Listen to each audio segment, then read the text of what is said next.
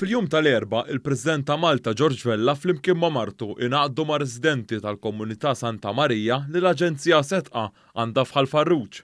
Hawnhekk il-President u martu kielu l-ikla ta' filgħaxija ma' dawk li qed jagħmlu programm ta' kontra d-droga. F'din iż-żjara l-President ta' Malta qal kif dan iċ-ċentru ir-residenti jsibu ħaddiema u professjonisti li jgħinuhom.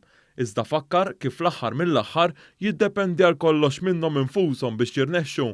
Il-President George Vella qal ukoll residenti li hemm l-għajnuna għal kull min għandu bżonn u jiddependi minnhom li jieħdu din l-għajnuna. Intant, matul il-jum tal-erba, 10 persuni temmow xhur ta' riabilitazzjoni mid-droga tal-Caritas u rritornaw bħala persuni b'dinjità lejn is-soċjetà. Din iċ-ċelebrazzjoni ta' 7 irġiel u 3 nisa saret fil-parroċċa ta' San Ġiljan.